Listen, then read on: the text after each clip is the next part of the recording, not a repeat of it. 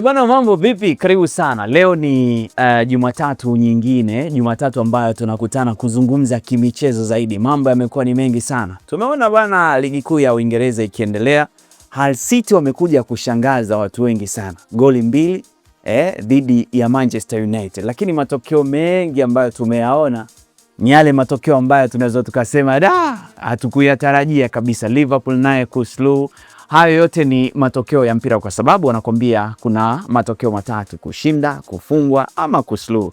Karibu sana, hizi ni tetesi za soka barani Ulaya na hii ni Talent TV, Talent Media. Mimi ni Ali Swaleh Mshana ambaye na kusimulia kwa lugha ya Kiswahili. Tufahamu kwamba ni nini ambacho kimejiri huko kunako michezo mbalimbali ama taarifa mbalimbali. Mchezaji huyu anahitajika huku na vitu kama hivyo. Nyuma ya kamera yupo James Anko, moja kati ya watu ambao wamehakikisha kwamba kila kitu kinakuwa poa kabisa. Na moja kwa moja sasa, leo taarifa kubwa hapa yenyewe inatuambia bwana Manchester City.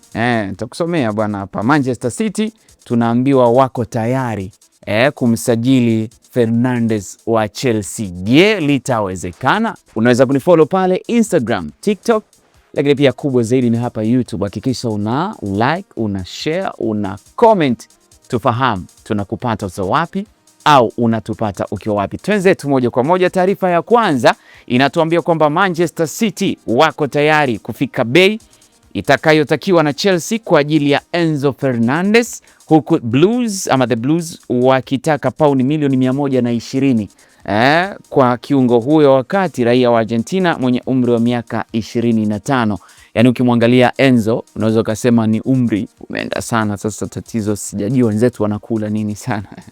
Ndugu yangu James pia wanaweza kunisaidia hapo. Lakini Football Insider ndio ambao wameweza kuripoti undani wa taarifa hiyo. Tukiondoka hapo tukienda hadi kunako klabu ya Liverpool na Brighton, tunaambiwa zimefanya mazungumzo mapya siku ya Jumapili kuhusu winga raia wa Gambia Yankuba Minteh mwenye umri wa miaka 22, huku Reds wakifikiria kutoa ofa ya 3. Liverpool wamekuwa wakitaka wale wachezaji ambao ni wenye nguvu sana. Unajua unapokuwa beki bwana, unatakiwa uwe na power, au sio? Na vitu kama hivyo. Umri miaka 22 unatosha kabisa. Team Talk ndio ambao wameweza kutoa undani wa taarifa hiyo. Lakini beki wa kushoto wa Barcelona na Uhispania Alejandro Balde mwenye umri wa miaka 22 amempa ruhusa wakala wake Jorge Mendes kujadili uhamisho wake kwenda Manchester United. Kumbuka hizi ni tetesi za soka majira haya ya kiangazi. Sasa Sport ndo ambao wameweza kutoa undani wa taarifa hiyo. Tuondoke hapo tuende hadi kunako klabu ya Aston Villa. Aston Villa tunaambiwa wamewasiliana na klabu ya Ubelgiji Club Brugge kuhusu uwezekano wa kumsajili beki wa kati, na huyu sio mwingine ni yule anaitwa Joel Ordonez mwenye umri wa miaka 22, raia wa Ecuador. Sasa David Ornstein ndo ambaye ameweza kutoa undani wa taarifa hiyo. Mimi naondoka hapo twende hadi kunako klabu ya Brentford. Tunaambiwa wanajiandaa kutoa dau la pound milioni 37 kwa ajili ya beki wa West Ham United na Senegal. Huyu ni El Hadji Malick Diouf, tunamfahamu vizuri hata kwenye michuano ile ya kombe la dunia likiwasha kweli kweli. Football Insider ndio ambao wametupa undani wa taarifa hiyo.